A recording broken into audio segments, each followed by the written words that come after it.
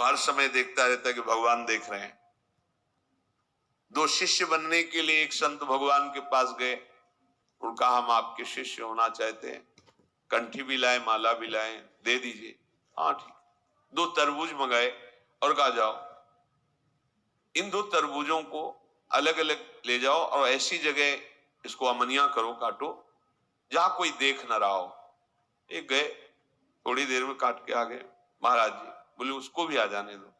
वो शाम तक फिर आए समूचा लेके। तो उनका भाई आपने तो बहुत जल्दी अमनिया करके ले आए। बोला हाँ, एकांत में गए, जंगल था आसपास, देखा कोई नहीं था, अमनिया किया, ले आए। क्यों भाई तुम्हें एकांत नहीं मिला? बोले महाराज जी मैं जहां देखता तो मुझे लगता भगवान तो देख ही रहे ना। आपके वचन थे कोई ना देखे, तो भगवान तो देख रहे ना। मुझे कोई ऐसी जगह नहीं दिखाई दी कि जहां भगवान ना देख रहे हो, इसलिए आपकी जो आज्ञा थी कोई ना देखे, तो इसलिए मैं नहीं काट पाया। उनसे कहा तुम तरबूज खा लो और जाओ। और उससे कहा तुम आओ, तुम्हें हम दीक्षा देते हैं क्योंकि तुम इस बात के अधिकारी हो। वास्तविक परमार्थ का पथिक वही है जो सर्वत्र ये बात देखता है कि भगवान मुझे देख रहे हैं। जिस प्रेम से भगवान अधीन होते हैं वो प्रेम केवल नाम से प्रकट होता है। उस प्रेम का परिवसान कहीं और ना होने पावे, ये सूक्ष्म बात है। जब आप भजन करोगे तो आपके हृदय में एक आनंद उमगन होती है, और अगर उसको संभाल नहीं पाए तो वही काम में नाना प्रकार के भोगों में वो फिसल जाएगी। इसीलिए साधु संग रूपी बाढ़ अत्यंत आवश्यक है। जब साधन की उमगन में हृदय द्रवित होने लगे भजन के प्रभाव से, तो बाहर से आपका स्वभाव कड़ुआ हो जाना चाहिए, उदासीन हो जाना चाहिए, गंभीर शांत। दूसरे को लगे कि हर समय जलता रहता है क्या, कैसे देखता है, ऐसा लगना चाहिए।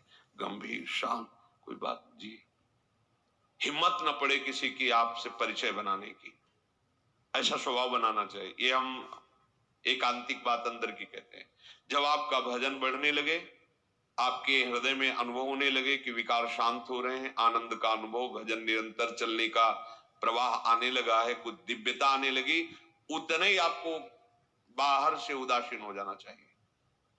बिल्कुल व्यवहार में ऐसा साबित नहीं करना चाहिए कि आप बहुत सरल आदमी हैं, आप बहुत, बिल्कुल नहीं। ऐसा लगना चाहिए रुक्ष आदमी है क्या, इसमें प्रियता तो झलक ही नहीं रही, ऐसा। और बात करने के लिए एक बार सोचना पड़े किसी को कि इससे बात करना है यार, इससे बात न करना ही अच्छा है, ऐसा लगे कोई। अपने लोग क्या होते हैं, जहां आनंद की उमगन आई तो हम फैल जाते हैं, व्यवहार बनाने लगते हैं। आई हुई भोग सामग्रियों की भजन तो चल ही रहा है, इसको भी बस वो भजन को छीन करने लगता है। कहीं ना कहीं वो द्रवित हृदय, जैसे मोम होती है ना, द्रवित हो जाए, कोई भी छाप लगा दो, ऐसे ही भजनानंदी को बहुत सावधान रहना चाहिए। हृदय द्रवित हो गया, उसमें जो छाप लगेगी बहुत मिटाना मुश्किल पड़ेगा। इसीलिए हर समय साधु समागम की बाढ़ की बात कही गई। जब तक सिद्धावस्था ना आ जाए तब तक व्यवहार को स्वीकार नहीं करना चाहिए। उपदेश देना, व्यवहार बनाना, शिष्य बना, ये तब तक नहीं करना चाहिए जब तक आप करने लायक हो। जब आप करने लायक ना होना तो जिनको मन है वो करवा लेंगे। आप करने लायक हो तो मत करना, फंस जाओगे। ये छोटा मोटा फंसाव नहीं है, ये तो केवल हरि ही निर्वाह कर सकते हैं। ये जो व्यवहार है, ये अजगर है, अजगर, ये लील जाएगा, चिन्ह भी नहीं रखेगा, चिन्ह भी पक्का। ये बात समझ में कम आएगी। ये व्यवहार, ये अजगर है, एक सांस में लील जाएगा, ना पता चलेगा तुम्हारा ना तुम्हारी भक्ति का। इसे भगवान का स्वरूप मान करके जब तक अनुभव न हो जाए तब तक वाणी नहीं खोलनी चाहिए। सच्ची बात, भगवत प्राप्ति के लिए जब तक तत्व का बोध ना हो जाए तब तक उपदेश नहीं करना चाहिए। हाँ, आपस में 2 साधक 4 साधक बैठकर बोधयंता परस्परम कथयन्ति च माम नित्यम तुष्यन्ति च रमन्ति च, अगर सब में प्रभु का साक्षात्कार करने की दृष्टि नहीं आई और ऐसा कुछ व्यवहार स्वीकार कर लिया तो उपासक फिर गिर जाएगा।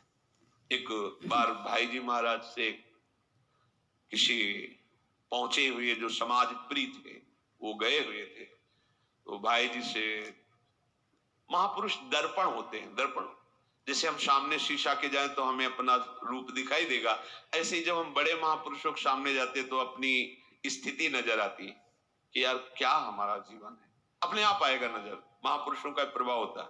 तो उन्होंने भाई जी से कहा कि ऐसा ऐसा हजारों लोग ऐसा, अब हमको तो ऐसा अमुक अमुक स्थानों में जाना होता है, ऐसा करना होता है। तो भाई जी ने कहा कि आप अपने हृदय की बात देखिए, क्या आप ऐसी स्थिति को प्राप्त हैं? तो रो पड़े।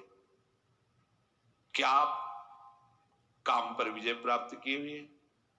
क्या आपके ऊपर किसी तरह की मान प्रतिष्ठा का प्रभाव नहीं पड़ता है? रो पड़े कि भाई जी ऐसा तो नहीं। तो बोले हमारी प्रार्थना है आपसे हाथ जोड़कर कि ये मीठी छुरी से अपना गला मत काटिए। ये जो पैर छुआना है, जो प्रशंसा है, ये जय हो जो है ना, ये जहर है, जहर साधक की साधना को चौपट कर देता है। इसलिए जब तक भगवत साक्षात्कार ना हो जाए तब तक इस व्यवहार की तरफ कदम नहीं बढ़ाना चाहिए। जब स्वयं संशय रहित हो गया, कामना रहित हो गया, अब भुना हुआ चना है, भुना हुआ अन्न है, अब इस पर कितनी भी खाद पानी लगाओ अंकुरण नहीं होगा। तो नहीं स्वात्मारामम विषय मृत तृष्णाम भ्रमयति। इसलिए उपासक को नाम जप से प्रेम, और उस प्रेम का पर्यावसान केवल आराध्य देव में, जब तक आराध्य देव में आपका प्रेम समर्पित ना हो जाए, सबकी ममता ताग बटोरी, मम पद मनहि बांध बर डोरी, तब तक बहुत सावधान रहना चाहिए उपासक को। जगत के किसी भी व्यक्ति से, वस्तु से हमारा प्रेम ना होने पावे, यह अध्यात्म है, भगवत मार्ग। बड़ी चतुरता की बात है इसमें। सब जीवन सो प्रीति आदेश है, पर रीत निवाहत आपनी, श्रवण कथन प्रतीत, यह जो कृपा हरिवंश की। आपको व्यवहार सबसे प्रेम का करना है, पर किसी से प्रेम ना होने पावे, ये बड़ी बात। सबकी सेवा करनी है लेकिन ममता ना होने पावे किसी से भी। अगर ये बात नहीं रही तो फिर ये बात सिद्धों में होती। इसीलिए कहा गया कि व्यवहार में सफलता उसी को प्राप्त होती है जिसने अपने जीवन का लाभ ले लिया है। लाभ अर्थात भगवत तत्व बोध हो गया, अब उसे कोई कहीं फंसा नहीं सकता, क्योंकि फंसने वाली जो चीज थी वो राग था, वो कामना थी, वो भोग वासना थी, वो भगवत साक्षात्कार से मिट गई। अब तो सब में भगवत स्वरूप मान करके भावना में डूबा हुआ व्यवहार करता है। करता हुआ भी वो नहीं करता है, करता हुआ भी वो नहीं करता है, क्योंकि करता जो था वो प्रभु में लीन हो गया। अब जब तक करता है तब तक भोगता है, जब करता ही नहीं, भोगता ही नहीं, तो वो भगवत स्वरूप है। अगर आपने अपने प्रेम को अपने आराध्य देव में समर्पित नहीं किया और व्यवहार में उतर गए, तो शब्द याद रखो, विश्वासघात हो जाएगा आपका अपने साथ, निराशा आ जाएगी, स्वार्थपरता आ जाएगी और मलिनता आ जाएगी, नृशंसता। प्रभु से आप रहित होने वाले बन जाएंगे, मतलब भगवत स्मरण रहित। ये बड़ी बात है, छोटी बात नहीं है, और बड़ी ऊंचाई से इस वृत्तियों में घसीट जाता है उपासक। इसलिए जब तक देखो लोमस जी ज्ञान का उपदेश करें, काकभूषण जी कह रहे हैं कि हम तभी बात आपकी सुनेंगे जब पहले भर नेत्र भगवान श्री राम को देख लेंगे, जब उनके चरणारविंद का दर्शन कर लेंगे, तब हम आपकी बात सुनेंगे। बिनु देखे रघुनाथ पद जी की चरण न जाए। इसलिए समस्त उपासकों से प्रार्थना है, जब तक आपके अंदर ये लौकिक विकार का आकर्षण है तब तक आपका एकांतिक युद्ध चलता ही रहे, और जब आप करने लायक नहीं रह जाएंगे तब आपसे जो कराया जाएगा वो विश्व मंगल, वो महामंगल करने वाला होगा। ये जो बड़े महापुरुष हैं ये करते नहीं हैं, प्रभु इनके हृदय में बैठ करके स्वयं मंगल कराते हैं। जब तक हम जगत का उद्धार कर सकते हैं ऐसी बात है, तब तक अज्ञान है। क्यों? जगत का उद्धार करना अज्ञान की बात है। तो जगत में है कौन? मत्ता परतरम ना, तो श्री कृष्ण का उद्धार करोगे तुम। श्री कृष्ण ही तो सब रूपों में है, पहले ये बात तुम समझ लो, तो खत्म हो गया ना ये बात। अब वो अपनी लीला करेंगे, उनकी बात है। जब तक तुम्हारी दृष्टि में कोई जीव है, तुम्हारी दृष्टि में कोई स्त्री पुरुष है, कोई पापी पुण्यात्मा है, तब तक आप उस सीमा पे नहीं पहुंचे जिस सीमा में जगत मंगल होता है। वो सीमा है सब जगह अपने आराध्य देव का अनुभव। जब आराध्य देव तो किसको उपदेश कर रहे हो, किसका कल्याण की भावना कर रहे हो? बोले वो कर दो।